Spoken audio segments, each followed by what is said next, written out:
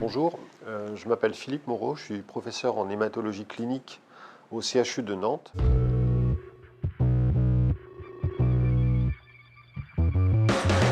Alors, qu'est-ce que ça veut dire CIRIC? Ça veut dire Site intégré de recherche en cancérologie. Le CIRIC, en fait, est un label qui a été obtenu après un appel d'offres, après donc une compétition entre différents centres au niveau national.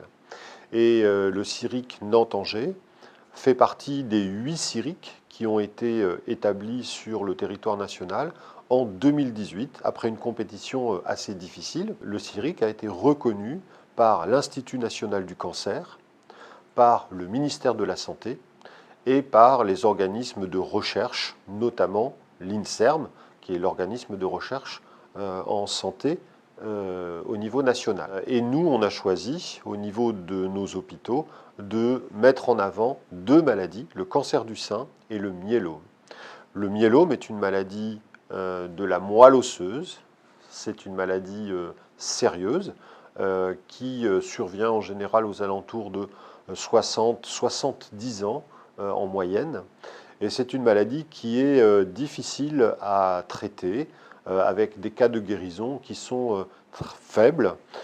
C'est une maladie qui va nécessiter en général plusieurs lignes de traitement. Et c'est une maladie qui nécessite une prise en charge très spécialisée. On est expert dans cette maladie au CHU de Nantes depuis de nombreuses années et on essaye de développer de nouveaux médicaments, on essaye de développer de nouvelles approches thérapeutiques.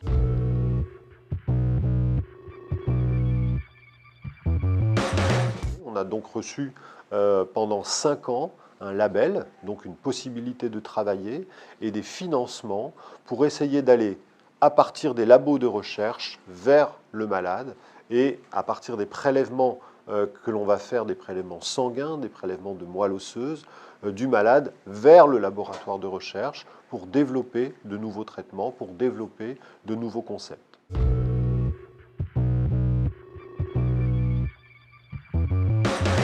Le CIRIC est une entité qui est très large et qui regroupe beaucoup d'acteurs. Ça regroupe le CHU de Nantes, ça regroupe le CHU d'Angers, ça regroupe l'Institut cancérologique de l'Ouest. Ça regroupe les organismes de recherche, les équipes de recherche, et à Nantes notamment, il y a beaucoup d'équipes de recherche qui travaillent en cancérologie, et il y a 3 équipes de recherche qui travaillent beaucoup sur le myélome. Et ça inclut également les associations de patients, l'association Europadona pour les malades porteurs de cancer du sein et l'association AF3M qui fait partie intégrante du CIRIC et qui va être informée de ce que l'on fait dans le CIRIC et qui va aussi écouter les résultats, qui fait partie du conseil d'administration en fait du CIRIC. Donc c'est très important que les patients soient au courant des avancées thérapeutiques et des résultats de nos recherches.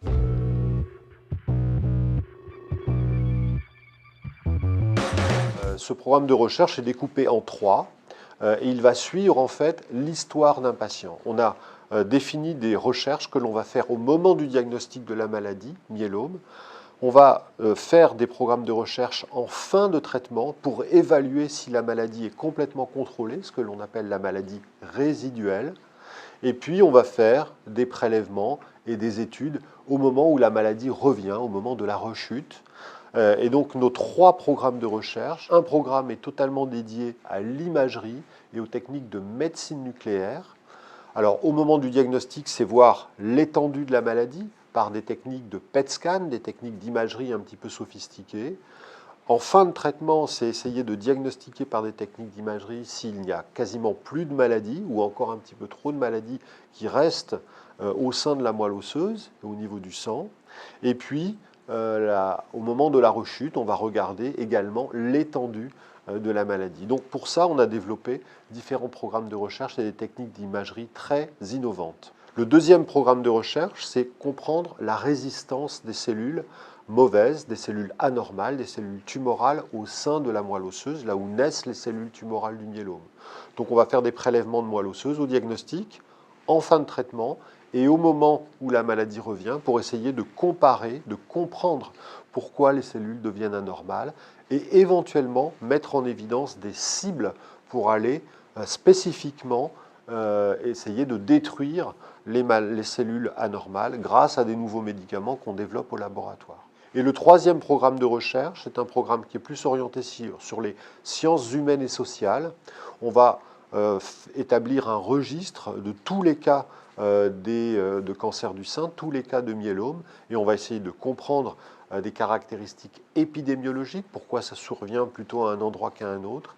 Et puis dans ce programme-là, notamment pour le cancer du sein, pas tellement pour le myélome, on va essayer de comprendre et d'anticiper, de savoir pourquoi certains patients vont pouvoir retourner au travail en fin de traitement ou ne pourront pas retourner au travail. Est-ce que c'est à cause de l'étendue de la maladie, de l'agressivité des traitements, de conditions sociales qui empêchent les patients de pouvoir retravailler? Donc ce programme très important, global, va nous permettre en fait d'avoir des avancées importantes à notre avis, à la fois pour la compréhension de la maladie, et vous voyez qu'il y a des interactions fortes entre les médecins cliniciens qui prennent en charge les malades et les médecins chercheurs qui, au laboratoire, travaillent sur des prélèvements de patients ou travaillent sur des techniques d'imagerie sophistiquées.